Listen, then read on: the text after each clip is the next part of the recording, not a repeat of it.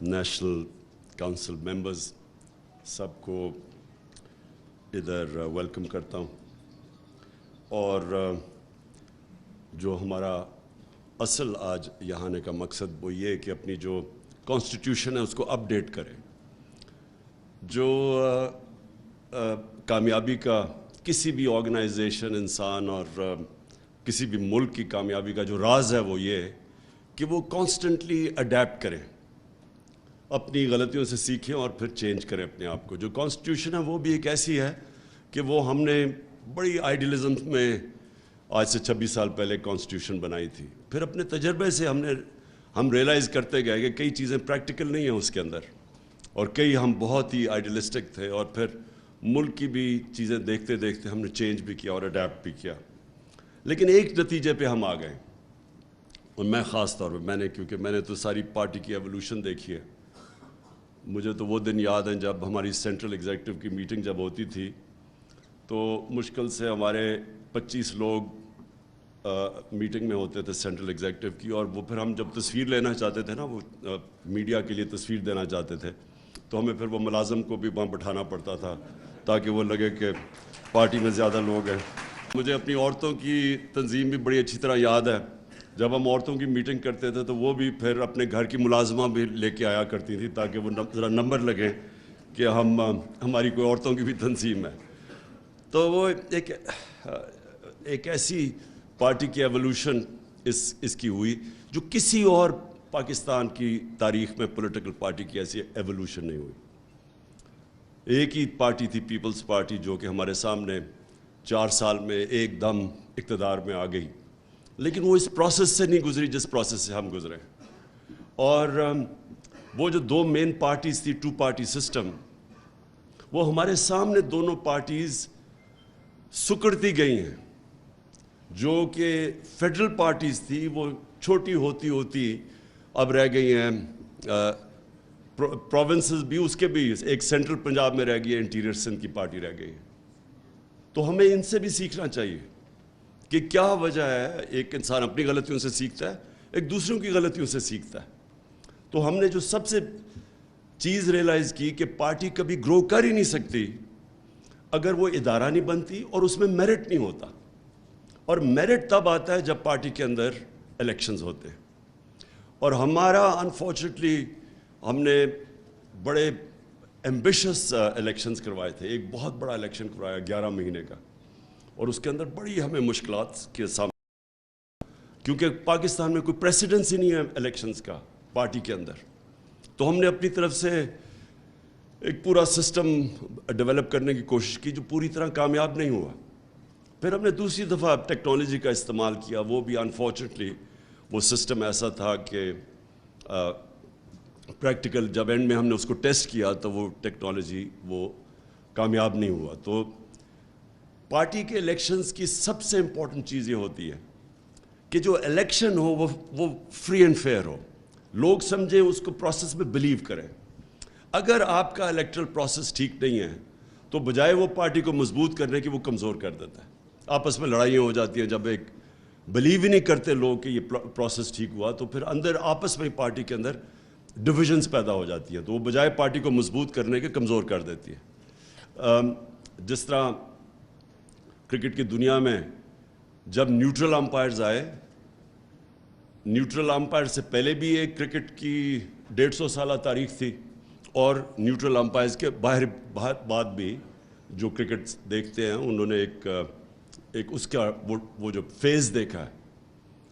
Neutral umpires आने से पहले अपने अपने अंपायर्स होते थे, और ज़्यादातर क्रिकेट ग्राउंडों के ऊपर लड़ाइयाँ होती थी। जो हारता था वो कहता था अंपायर्स की वजह से हार गया, और बड़ी बदमज़गी होती थी। जब से न्यूट्रल अंपायर्स आया, और उसमें हम पायनियर्स थे, सबसे पहले पाकिस्तान ने इसको चैम्पियन किया, और हमने 1986 में पहली दफ़ा दुनिया में न्यूट्रल अंपायर्स खड़े किए।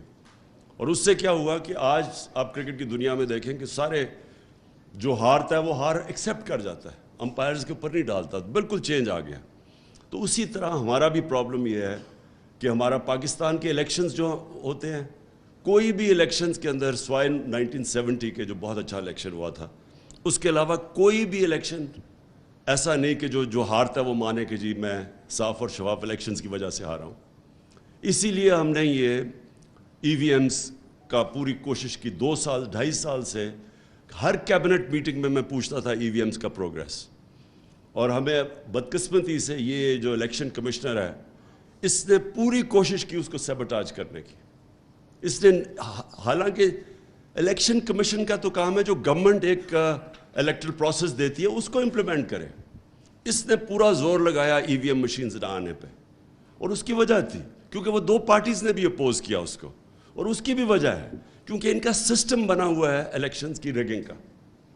ابھی جو یہ 20 بائی الیکشنز ہوئے, آخری 2 ہفتے ہماری پارٹی کی سب سے بڑا جو ہمارے آپس میں ہم بیٹھتے تھے اور جو سب سے بڑا کنسرن تھا اور ساری کوششیں کیا ہو رہی تھی کہ ان کو الیکشن میں دھاندلی کرنے سے کیسے روکنا ہے. کوئی دنیا میں سوچے کہ ایسی برطانیہ میں الیکشن ہو تو سوچیں کبھی یہ کوئی تصور بھی نہیں کر سکتا کہ آپ دوسروں کو دھاندلی کرنے سے کیسے روکتے ہیں. 2 ہفتے پہلے میٹنگز ہو رہی ہیں کہ کیا کیا طریقے ہیں دھاندلی کے, ہم نے روکنا کیسے ان کو. اور پٹن کی رپورٹ تھی, یہ جو این جی او ہے الیکشنز کے اوپر, فری اینڈ فیئر الیکشنز پہ, اس کی رپورٹ ہے این جی او کی کہ 163 طریقے ہیں دھاندلی کے, اور ایک دفعہ ای وی ایم مشینز آ جائے تو 130 ختم ہو جاتے ہیں, یعنی 130 طریقے دھاندلی کے ایلیمنیٹ ہو جاتے ہیں. تو اسی لیے یہ جو سسٹم پورا جو پرانا سٹیٹس کو کرپٹ سسٹم کو بچانا چاہتے ہیں, انہوں نے اسی لیے پورا سیبوٹاج کیا کہ پاکستان میں ای وی ایم مشینز نہ آئیں, جبکہ ہندوستان میں بھی ہیں, ایران میں بھی, دونوں ہمسائے ملکوں کے اندر ای وی ایم مشینز ہیں. پارٹی کے اندر بھی انشاءاللہ جو میرا ویژن ہے پارٹی کا وہ یہ کہ اصل میں میریٹوکریسی تب آئے گی. اور ابھی جو باتیں بھی کی ایکنالجمنٹ کی خواتین کے ونگ کی بھی, اور یہ علی نے بھی ابھی جو باتیں کی کہ کیسے ورکرز کو اکنالج کرتے ہیں, کہ پاسبل نہیں ہے کہ ایک پارٹی چیئرمین سارے اتنی بڑی پارٹی جو ماشاءاللہ بن گئی ہے کہ سب کو اکنالج کرے. لیکن اس کی اصل جب میریٹوکریسی آپ کے سسٹم میں آ جاتی ہے تو آپ کا سسٹم اس کو اکنالج کرتا ہے, اور وہ کرتا ہے ووٹ کے, آپ کے جو ہر طبقے کے اوپر جب وہ ووٹ دیکھتے ہیں کوئی کام کر رہے ہیں وہ آٹومیٹکلی اوپر آ جاتا ہے. اور ہماری جدھر میں سمجھتا ہوں کہ پارٹی صحیح معنی میں چلی وہ ہماری انصاف اسٹوڈنٹ فیڈریشن پختونخوا کے اندر تھی. انہوں نے ہم اندر الیکشنز کروائے, اور الیکشن سے کانسٹنٹلی نئی لیڈرشپ آتی رہی. تو جو آج بھی ان کے ہمارے جو لیڈرز نکلے ہیں مراد سعید کے بعد, وہ سارے آئی ایس ایف سے اوپر ڈیولپ ہو کے آئے ہیں. اور وہ کیونکہ وہاں الیکشن کا سسٹم تھا آئی ایس ایف کا, ان کے اوپر میرٹ آتی گئی. یہی ہماری انشاءاللہ جیسے ہم اس الیکشن سے فارغ ہوتے ہیں, یہ جنرل الیکشن سے, تو ہماری سب سے بڑی کوشش ہوگی کہ ہم امیجیٹلی پارٹی کے اندر ایک الیکشنز کروائیں, اور ایک ایسے پروسیس سے کروائیں, کیونکہ اب تو ہمارے پاس ٹیکنالوجی کے, اور ٹیکنالوجی تیزی سے آگے بڑھ رہی ہے, تو ہم انشاءاللہ ابھی سے ہی ٹیکنالوجی کا استعمال کر کے ایک بڑا الیکشن کروائیں گے, تاکہ نیچے سے جو بھی محنت کر رہے ہیں وہ اوپر آتے جائیں, اور پھر پارٹی کے اندر ہمارا وہ پروسیس ڈیولپ ہو جائے میرٹ کو اوپر لانے کے لیے. جو یہ 2 پارٹیز ہمارے سامنے ختم ہوئی ہیں, ان کی سب سے بڑی وجہ یہ ہے کہ ان کے اندر کوئی میرٹ نہیں, فیملی پارٹیز ہیں. آپ ان پارٹیز کو دیکھیں آج سے 20-25 سال پہلے وہ ان سے بہتر چل رہی تھیں, بجائے وہ گرو کرنے کے وہ سکڑتی گئی ہیں. اور صرف اس لیے کہ وہاں جب اوپر سے بلاک کر دیں میرٹ کو اوپر آنے سے, کوئی پارٹی بھی, کوئی سسٹم بھی, کوئی دنیا میں ادارہ جس کے اندر آپ میریٹوکریسی ختم کرتے ہیں وہ نہیں کامیاب ہوتا. میرا جو سیکنڈ پوائنٹ ہے وہ یہ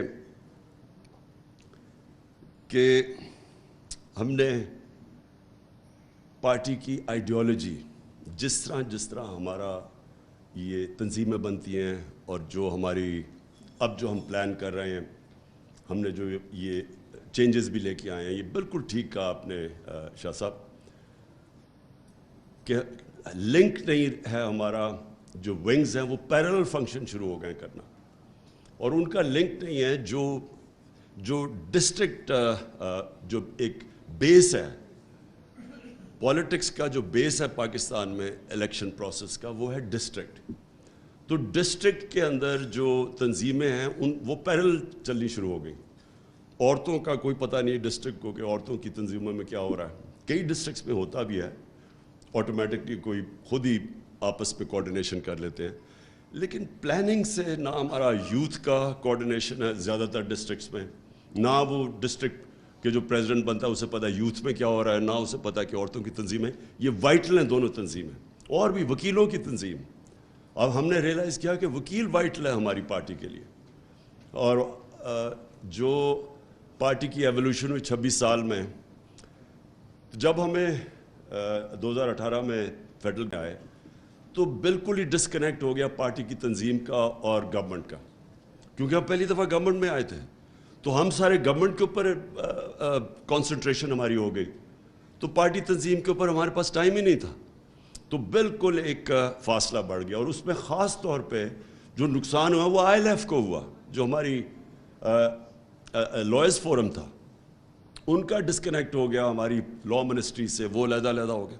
اس سے بڑا نقصان ہوا ہماری تنظیموں کو, نقصان ہوا, اور جو ہمیں ضرورت تھی وکلا کی اس کو نقصان ہوا. سو آج ہمارا مین یہ ہے کہ ہم نے اب اس سب کو کوآرڈینیٹ کرنا ہے, اس ایفرٹ کو, اور ہم نے یہ جو ایک طرح مثلا عورتوں کی, یوتھ کی, ISF کی, ان کی گروتھ بھی نہ روکیں, کیونکہ ایک ورٹیکل ان کا اوپر تک ہونا چاہیے سسٹم, وہ اکنالج کرے کہ کون سی عورتیں پرفارم کریں گے, لیکن ساتھ ساتھ ان کی کوآرڈینیشن بھی ڈسٹرکٹ لیول پہ ہو. تو یہ ہم نے اب آج فیصلہ کیا کہ یہ دونوں چیزیں ساتھ ساتھ چلیں. اچھا, جو نظریہ ہے پارٹی کا یہ بڑا امپورٹنٹ ہے. میں نے ریئلائز کیا یہ 4 مہینوں میں, یہ 3.5 مہینہ میں, کہ ہماری اپنے پارٹی کے لوگ, ہمارے عہدیدار, میں نے ریئلائز کیا ان کو بھی پوری طرح ہمارے جو میرا نظریہ لے کے 26 سال پہلے نکلا تھا, میں نے ریئلائز کیا ان کو بھی نہیں سمجھ اس کی. ہم کنفیوز کر جاتے ہیں کہ ہمارا پولیٹکس میں آنے کا مقصد کیا ہے, اسے کنفیوز کر دیتے ہیں, جو کہ پاکستان میں پاور پولیٹکس ہے. پلیز یہ ریئلائز کریں, 2 مختلف چیزیں ہیں. پاکستان اگر آج مشکل میں پڑا ہوا ہے تو اس کی بہت بڑی وجہ ہماری پاور پولیٹکس ہے. پاور پولیٹکس کا مطلب کہ کوئی نظریہ نہیں ہے اس میں, وہ صرف ہوتا ہے پاور میں آنے کے لیے کیا کرو. یہ 2 پارٹیز آپ کے سامنے ایک گولڈن مثال ہے, ایگزامپل ہے کہ کیسے ان کے اندر ٹوٹل اپرچونزم ہے, پاور کے لیے کوئی نظریہ نہیں ہے ان کا. یہی 2 پارٹیز کب سے 88 سے ایک دوسرے کو برا بھلا کہہ رہی ہیں, اور برا بھلا یہ نہیں کہہ رہی کہ نظریاتی ان کے کوئی اختلافات ہیں. ان کا صرف ایک ہی ہے کہ وہ ایک کہتی تھی وہ چور ہے, دوسرا کہتا تھا دوسرا چور ہے. یہ بڑے سیریس ایلیگیشنز ہیں. کرپشن کے کیسز انہوں نے ایک دوسرے کے اوپر بنائے تھے. یہ کہہ رہی تھی کہ یہ نواز شریف نے یہ ہدایبہ پیپر مل میں منی لانڈرنگ کی, یہ کیس پیپلز پارٹی نے بنایا تھا. اور یہ سرے محل کا کیس اور جو $60 ملین پڑا ہوا تھا زرداری کا سوئٹزرلینڈ میں, یہ نون لیگ نے کیس بنائے تھے.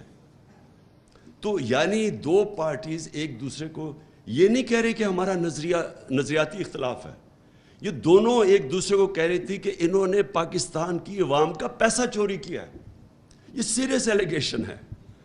اور ہوا کیا کہ جیسے ہی یہ واپس آئے 2008 میں, چارٹر آف ڈیموکریسی کے نام پہ دونوں نے فیصلہ کیا کہ ہماری 2 دفعہ گورنمنٹس گئی ہیں کرپشن کے اوپر, تو ہم پاگل ہیں کہ ایک دوسرے کو ہم نقصان پہنچا رہے ہیں. تو دونوں نے مل گئے, 10 سال انہوں نے مل کے ملک کو لوٹا, اور کوئی ان کی آئیڈیالوجی نہیں تھی, صرف پیسہ پرزرو کرنا تھا, پیسہ بناؤ اور پرزرو کرو. اور یہ آج آپ کے سامنے اور ہی کلیئر آ گیا کہ وہ جو ایک دوسرے کے خلاف تھے سب اکٹھے ہو گئے ہمارے خلاف, تحریک انصاف کے خلاف سب اکٹھے. کوئی نظریات نہیں ہے اس میں, صرف انٹرسٹ ہے. اور انہوں نے جو ملک کے ساتھ کیا کہ انہوں نے ایک گورنمنٹ کو ڈی سٹیبلائز کیا, اس لیے نہیں کہ وہ گورنمنٹ کرپشن کر رہی تھی, اس لیے نہیں کہ وہ ملک کی معیشت کو صحیح راستے پہ نہیں لے کے جا رہی تھی. مہنگائی کا انہوں نے استعمال کیا کہ جی مہنگائی کی وجہ سے ہم گورنمنٹ کرانا چاہتے ہیں, عوام بڑی مشکل میں. اور جو اللہ, کیونکہ اللہ الحق ہے, سچ کا خدا ہے, اس نے ساری قوم کے سامنے یہ اپرچونزم کی سیاست ایکسپوز کر کے رکھ دی. یہ جو 4 مہینے میں 3.5 مہینے میں انہوں نے کیا ہے, یہ اب واضح ہے کہ نہ ان کا انٹرسٹ تھا اکانومی, نہ ان کا انٹرسٹ تھا مہنگائی, صرف ایک انٹرسٹ تھا NRO لینا. کوئی تیاری نہیں تھی ان کی. یعنی اگر انہوں نے پاور میں آنا ہی تھا اور اتنی سازش کر کے, تو کم از کم کوئی تیاری تو کرتے اکانومی کو ٹھیک کرنے کے لیے, کوئی روڈ میپ لے کے آتے, کوئی پلان کرتے کہ ہاں ہم آئیں گے. آتے ساتھ ہی وہ مفتاح اسماعیل بیٹھتا اور کہتا کہ یہ ہم کریں گے اور اس طرح ہم اپنی اکانومی کو سٹیبلائز کریں گے یا اٹھائیں گے. کوئی پلان نہیں تھا. پلان صرف ایک تھا, اسمبلی میں انہوں نے کیسے امینڈمنٹ پاس کر کے تو نیب کے قانون کو امینڈ کرنا تھا, اور 1100 ارب روپیہ. یہ امیجن کریں کہ قوم ان 3.5 مہینے میں مہنگائی میں ڈوب گئی ہے, اکانومی بالکل ڈیفالٹ کی طرف جا رہی ہے. ان کی اچیومنٹ ایک ہے کہ 1100 ارب روپیہ ان کی کرپشن کا انہوں نے امینڈمنٹ پاس کر کے اس کو معاف کروانے کی کوشش کی, یعنی دوسرا NRO لینے کی کوشش کی.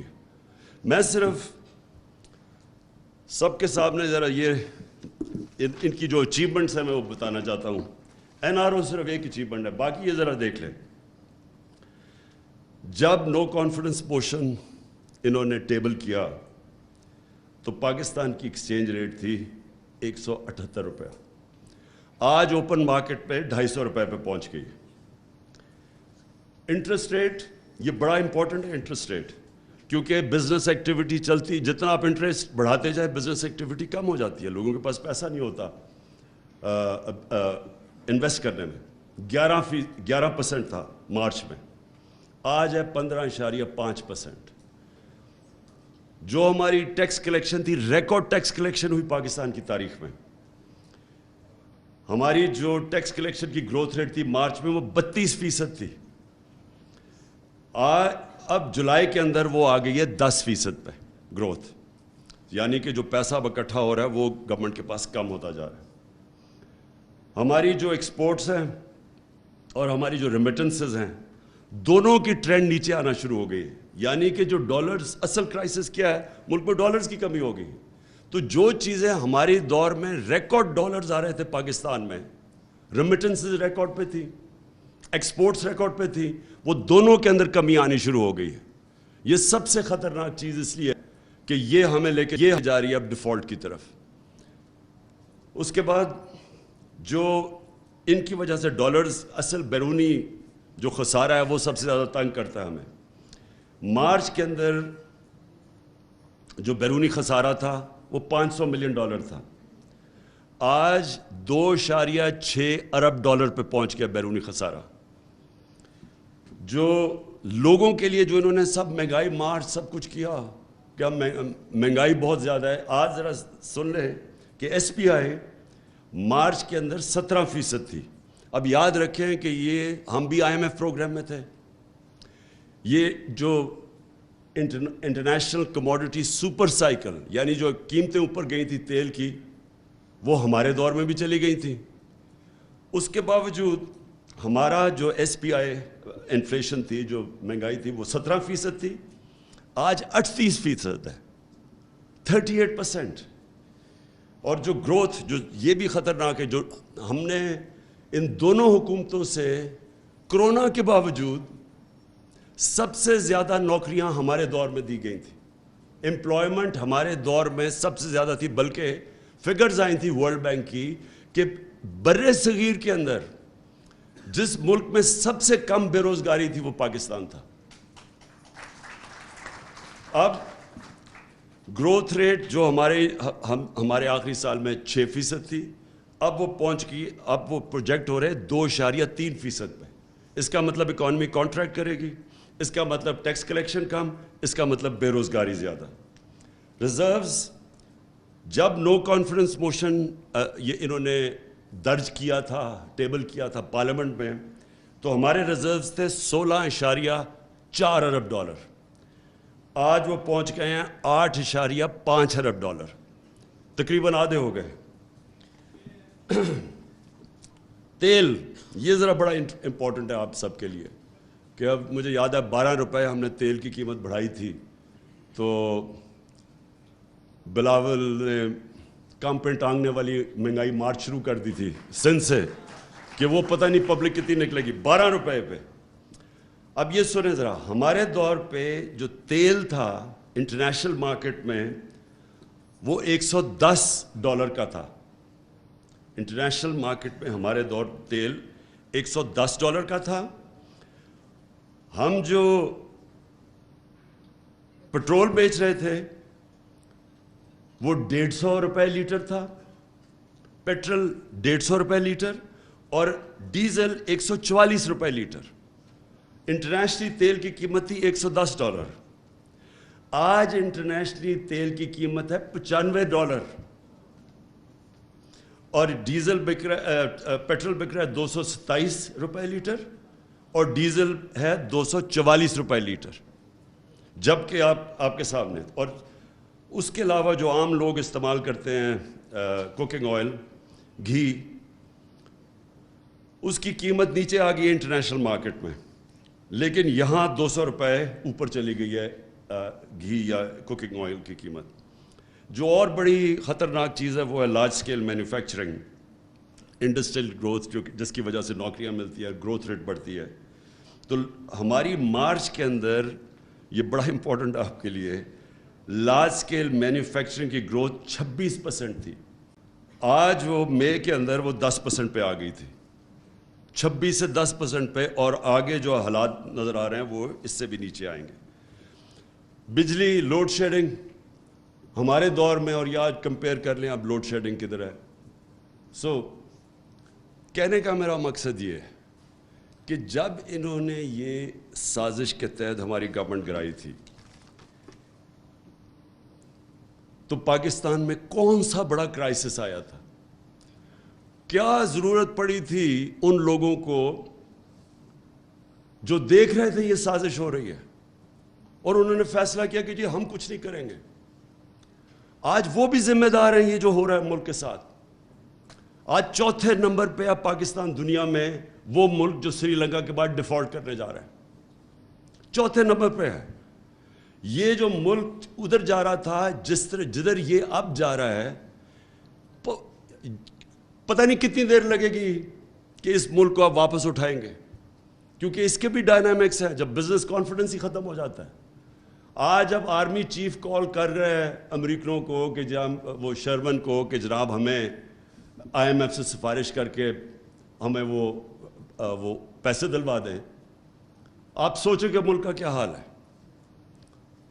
یعنی یہ اگر گورنمنٹ کے اندر یہ حالات ہیں کہ گورنمنٹ کی کریڈیبلٹی اتنی نیچے چلی گئی ہے کہ ان کو آرمی چیف کو کہنا پڑ رہا ہے کہ جی ان کو ٹیلی فون کریں، اور گورنمنٹ کا سوچیں کہ نہ ان کی باہر کریڈیبلٹی رہ گئی ہے۔ وہ آپ نے شہباز شریف کی وہ ویڈیو دیکھ ہی لی ہوگی، وہ میں نے ویسے کافی دفعہ ویڈیو چلوائی تھی کہ ہم مجبور ہیں، میں بھیک مانگنے نہیں آیا۔ وہ آپ نے تو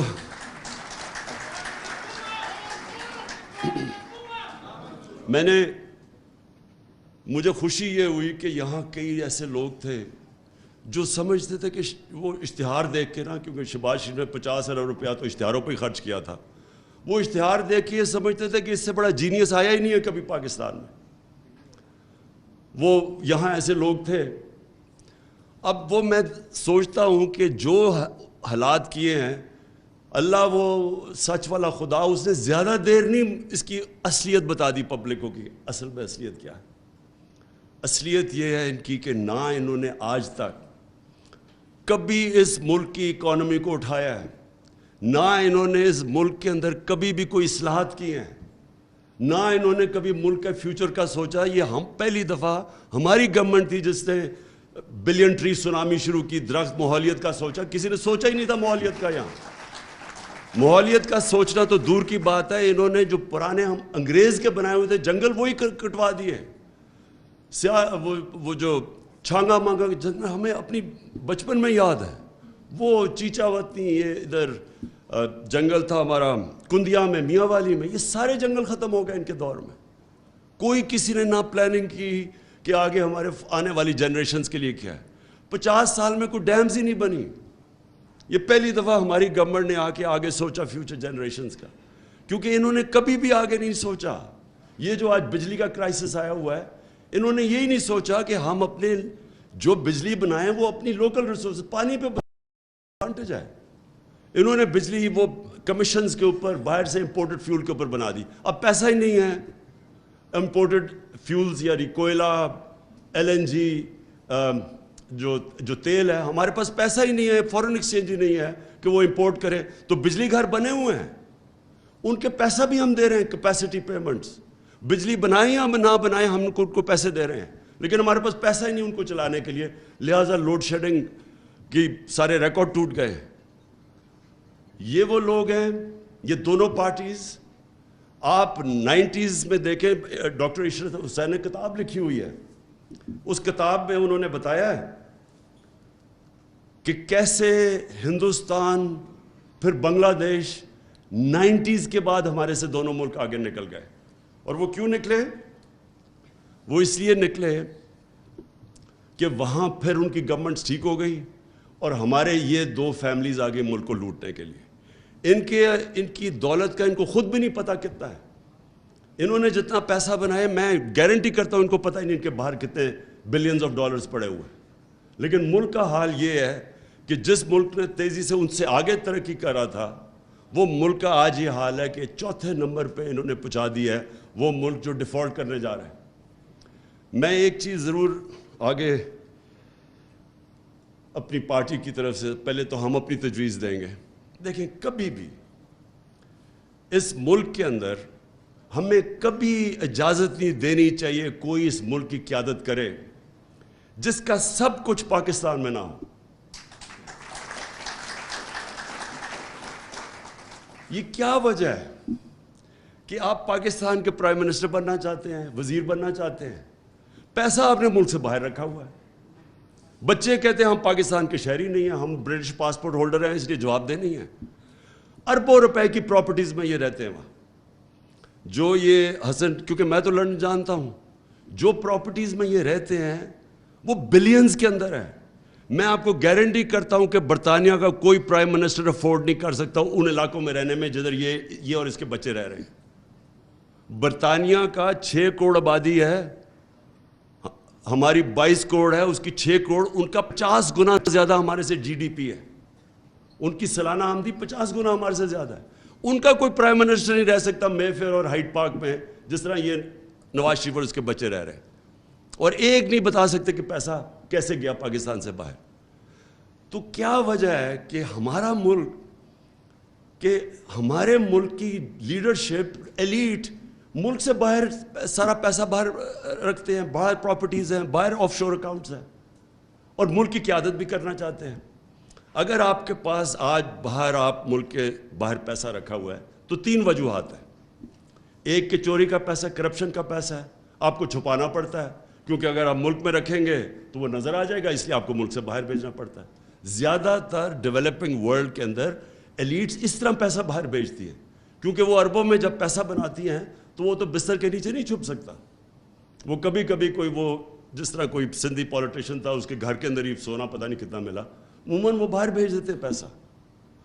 یا پھر آپ ٹیکس بچانا چاہتے ہیں اس لیے آپ پیسہ باہر بھیج دیتے ہیں، یہ بھی بڑے بزنسز بھیجتی ہیں. لیکن تیسرا ایک کیٹیگری ہے جو ایک سمجھتی ہے کہ پاکستان چلے گا ہی نہیں آگے، یعنی پاکستان کسی ٹائم پہ بینکرپٹ ہو سکتا ہے. جو لوگ قیادت میں آ کے بلیو ہی نہیں کرتے پاکستان میں، کیونکہ اس لیے وہ انشورنس پالیسی میں پیسہ باہر بھیج دیتے، تو ان کو کیا حق ہے اس ملک کی قیادت کرنے کا؟ اس ملک کی قیادت اس کو کرنی چاہیے ان لوگوں کو جن کا سب کچھ پاکستان میں ہو، سٹیک پاکستان میں ہو، جینا مرنا پاکستان میں ہو. اور یہ آپ سے نہیں ہے، یہ ہماری بڑی بدقسمتی ہے کہ ہم نے اپنی آنکھوں کے سامنے دیکھا کہ یہاں کی لیڈرشپ کھلے عام لندن کے اندر پراپرٹیز لینی شروع کر دی. اور یہ نہیں، وزیروں کی بھی پراپرٹیز ہیں باہر، پھر بزنسز بھی پراپرٹیز باہر لے جاتے ہیں. ہمارے بڑے بڑے ایکسپورٹرز وہ بھی پھر باہر پراپرٹیز لے جاتے ہیں. اور یہ آج سب سے بڑا کرائسس ہے، ڈالر کا کرائسس آیا ہوا ہے. تو دوسروں کو کہہ رہے ہیں کہ پاکستان میں پیسہ لے کے آؤ. سب سے بڑا ایسٹ پاکستان کا اوورسیز پاکستانی ہے. ان کو ہم کہہ رہے ہیں پاکستان پیسہ لے کے آؤ، اپنا پیسہ باہر لے کے جا رہے ہیں. اس وقت پاکستان کس کے اوپر چل رہا ہے؟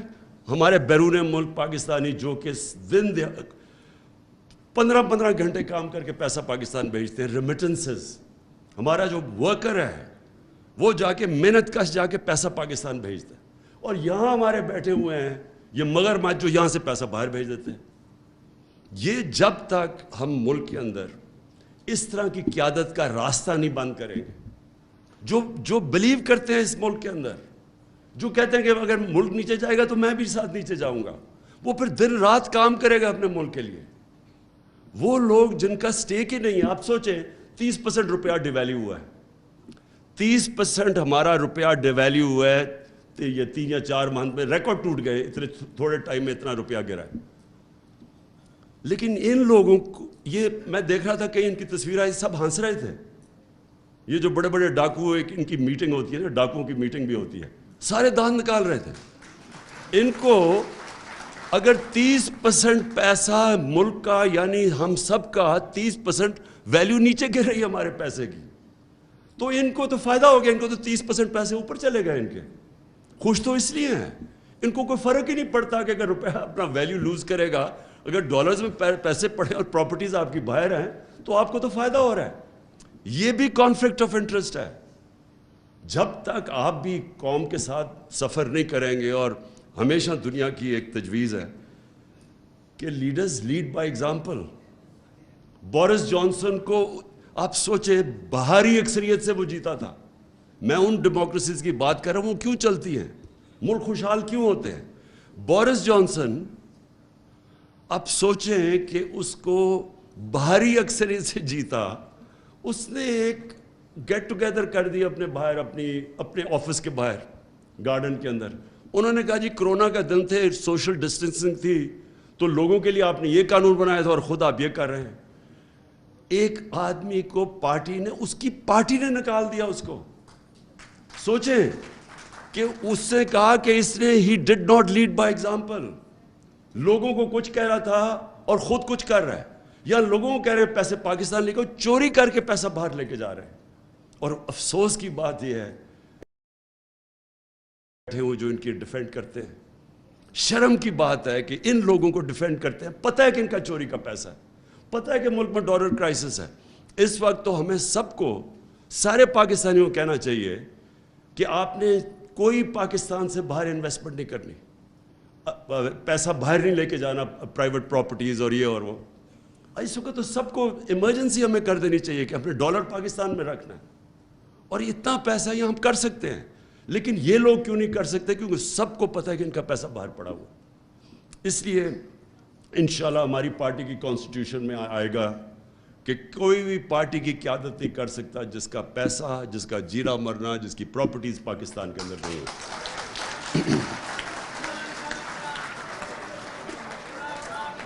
میں آخر میں جی، میں پھر سے آپ کی جو آئیڈیالوجی جو پارٹی کی ہے اس کے اوپر میں آنا چاہتا ہوں. دیکھیں 2 طرح کی جو علی نے بات کی، کارکنوں کو نچلی سٹیج کے اوپر سمجھانا ہے. 2 قسم کی پالیٹکس ہے جو میں پھر سے آتا ہوں. ایک ہے پاور پالیٹکس. پاور پالیٹکس ہے پاور میں آ کے ذات کے لیے سب کچھ کرنا، اپنا ڈپٹی کمشنر، اپنا تھانے دار رکھوانا. یہ جو پرانی سوچ ہے یہ. اور دوسری ہے جدھر پالیٹکس عبادت بن جاتی ہے، جدھر آپ ایک بڑے مقصد کے لیے پالیٹکس کرتے ہیں، جدھر آپ اپنی ذات سے باہر نکلاتے ہیں. یہ جو ہے ہم نے اپنے کارکنوں کے اندر، اپنے اور انشاءاللہ اپنے بچوں کے اندر یہ فیڈ کر دینی ہے. میں نے یہ فیصلہ کیا کہ ہم نے اپنی پارٹی کی آئیڈیالوجی کے اوپر پورا زور لگانا ہے.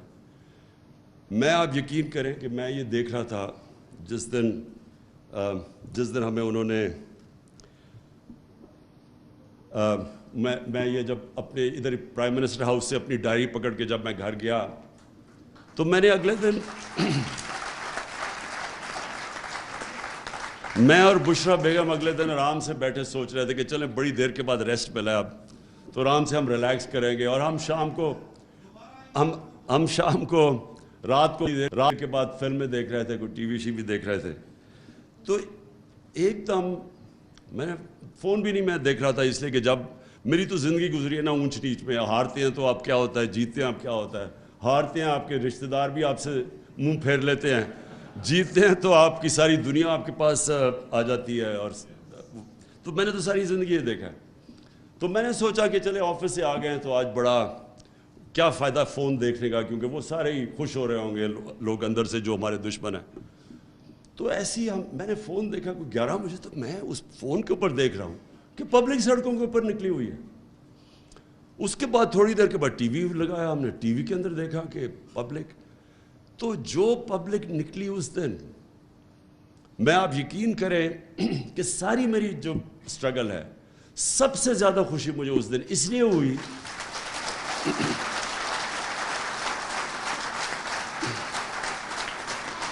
کہ اس لیے کہ دیکھیں کامیابی کیا ہوتی ہے.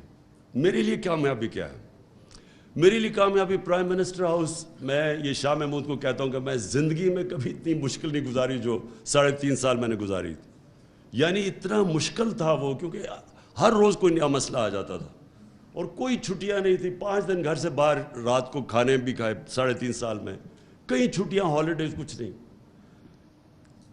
لیکن یہ جو مجھے خوشی ملی کہ جب آپ دیکھتے ہیں کہ آپ کی قوم کے اندر شعور آ گیا ہے, جب ایک ہجوم قوم بن گئی ہے, یہ مجھے خوشی ملی کہ دیکھیں پاکستان کو پتہ ہی نہیں کہ پاکستان کتنا طاقتور اللہ نے بنایا.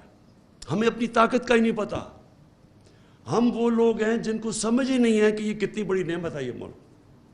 ہم وہ ہیں جن کے اندر کوئی کبھی سمجھ نہیں آئی نظریہ پاکستان کیا تھا.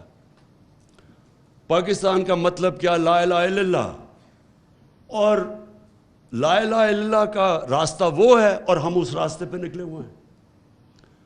جو قوم کیسے بننی تھی, تیرا میرا رشتہ کیا, لا الہ الا اللہ.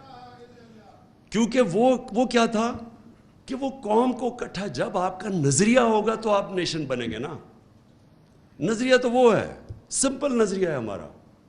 اسی کے اوپر مدینہ کی ریاست میں نبی صلی اللہ علیہ وسلم نے سب کو اکٹھا کیا تھا, سب انسانوں کو اکٹھا کیا تھا. مساق مدینہ میں, اس میں وہاں کرسچنز بھی تھے, اس میں یہودی بھی تھے, ان سب کو انہوں نے کمیونٹی میں بنا دیا تھا, انسانوں کو اکٹھا کیا تھا. اس لیے ان کو رحمت العالمین کہتے ہیں, سب انسانوں کے لیے رحمت بن کے.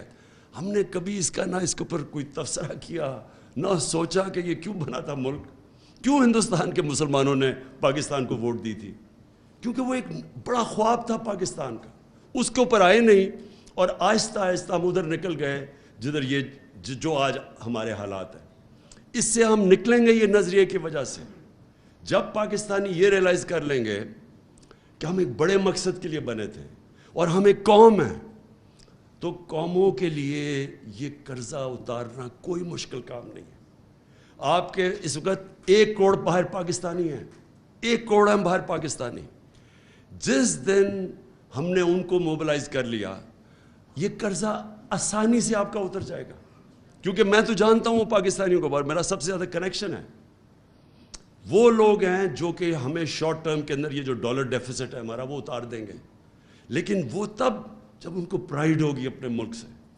اس وقت ان کو ملک نہیں نظر آتا. یہ جب اوپر چور سارے اکٹھے دیکھتے ہیں, روگز گیلری کو اکٹھا دیکھتے ہیں آپ, تو قوم نہیں لگتی, لوگ ڈر جاتے ہیں.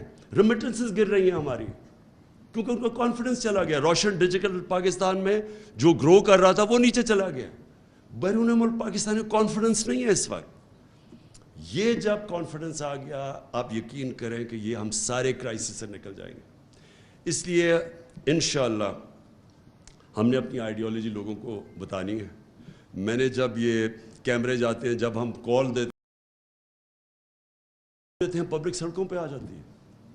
وہ جب یہ الیکشن کا سپریم کورٹ میں رزلٹ آیا تو ہم 9:30 بجے تھے رات کے. میں نے سوچا اب چلو کل انوائٹ کرتے ہیں لوگوں کو ہم سیلیبریشن کے لیے. وہ میں جب تک گھر پہنچا ہوں تو میں دیکھا وہ ساری پبلک خود ہی سڑکوں کے اوپر آ گئی. تو یہ ملک، تو یہ قوم بننے جا رہی ہے، قوم بننے جا رہے ہیں. اور یہ ہے سب سے خوشائن چیز. آج ہم نے اپنی تنظیمیں اس لیے بنانی ہیں کہ اس وقت سب سے بہتر ٹائم ہے اپنی پارٹی کو منظم کیا جائے. ہم نے 26 سال میں منظم کرنے کی نہیں کوشش کی. ہماری جو کانسنٹریشن تھی وہ ہم تحریک تو چلا دیتے تھے لیکن پارٹی نہیں بنتی تھی، کیونکہ ہم نے کبھی بھی ایک کنسرٹڈ ایفرٹ پارٹی بنانے کی نہیں کی. اور جب پارٹی بنتی ہے اس کی نظریہ ہمیشہ سامنے ہوتا ہے. پارٹیز نظریے پہ بنتی ہیں. تو نظریہ تو اب ایسا ہے، میں نے جب وہ دیکھا وہ کیمرہ لے کے جاتا ہے کراؤڈ کے اندر، یہ جو پبلک نکلتی ہے خود ہی سڑکوں پہ، تو میں دیکھتا ہوں کہ چھوٹے چھوٹے بچوں کو بھی ہمارا نظریہ کا پتہ چل گیا. ہمارے چھوٹے بچوں کے سامنے جب وہ مائک لے کے جاتے ہیں تو میں حیران ہوتا ہوں کہ وہ بھی سمجھ گئے ہیں کہ لا الہ الا اللہ پاکستان کا مطلب. لیکن بدقسمتی سے میری پارٹی کو ابھی تک پوری طرح میرا نظریہ نہیں پتہ چلا. تو اس لیے میں نے یہ فیصلہ کیا کہ پارٹی کو منظم کریں ہم، اور انشاءاللہ پھر ان کی نظریاتی طور پہ اس کو مضبوط کریں، اور انشاءاللہ اس اگلی الیکشن کے اندر 2/3 اکثریت لیں.